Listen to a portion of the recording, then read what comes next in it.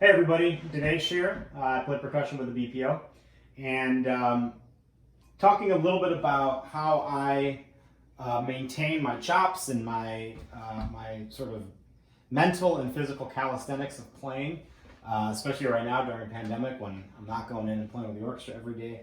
And one of the most basic ways that I can sort of stay in shape and feel like I'm engaging with the keyboard in a really, it sort of creates a really easy warm up is just by playing.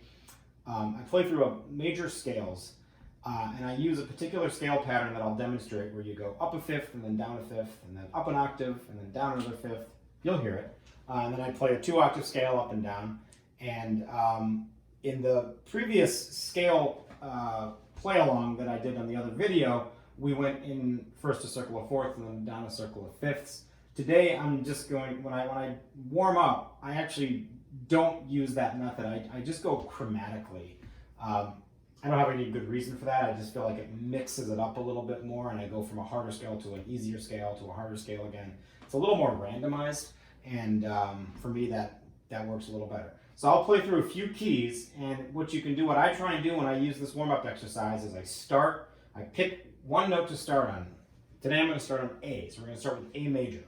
I go from A major to B flat major, to B natural, to B major, to C major, etc., etc. Normally what I try and do is I try and play through all 12 keys, and that way you're hitting all your bases.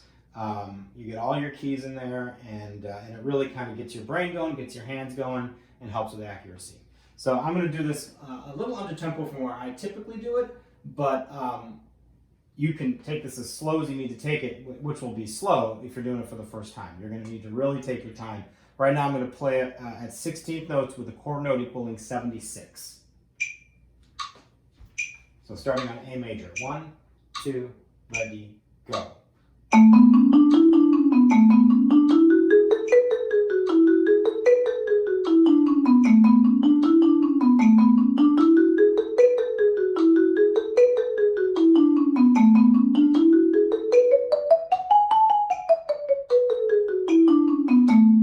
Okay, so that's A major.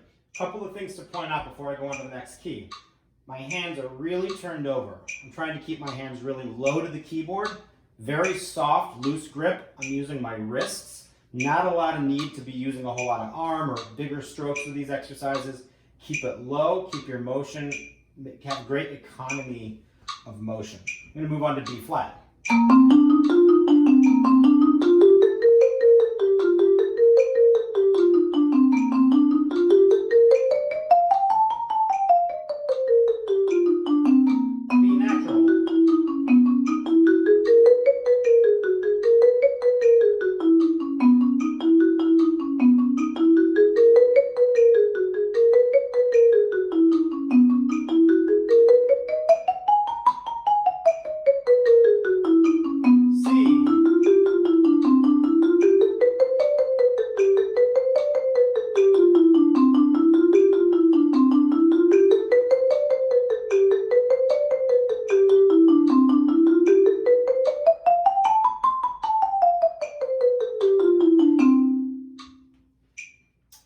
And then one other thing to bear in mind as you're working on these scales is to not just be focused on the notes. Don't just be thinking I want to hit all the right scale tones in the right rhythm.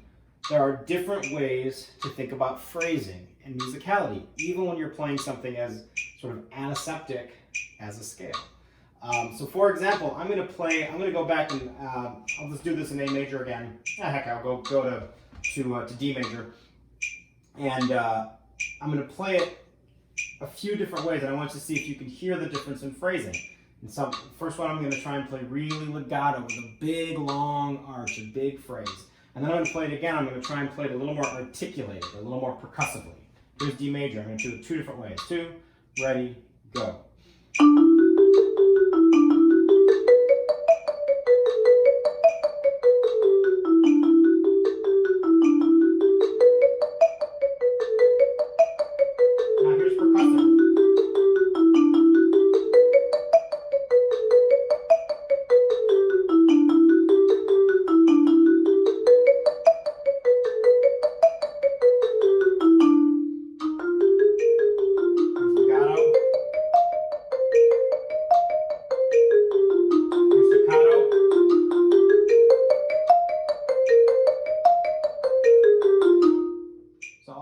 thinking in terms of making music, even when you're just playing scales. A couple other quick things about this.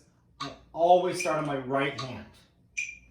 Never start on my left hand when I'm playing these scale patterns. Always on my right hand.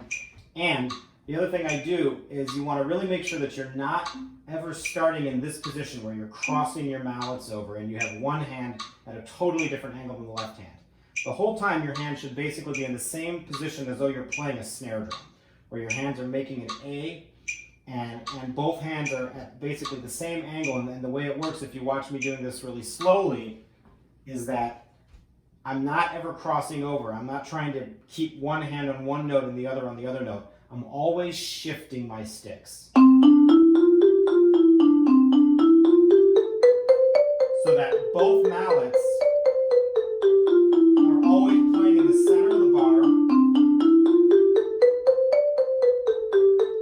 And as I play the next note, the other hand just moves out of the way.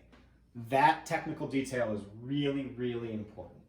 I hope this is helpful. I hope you can take this exercise and incorporate it into your own daily practice. And I hope you see results in improving your keyboard skills. Thanks, everybody.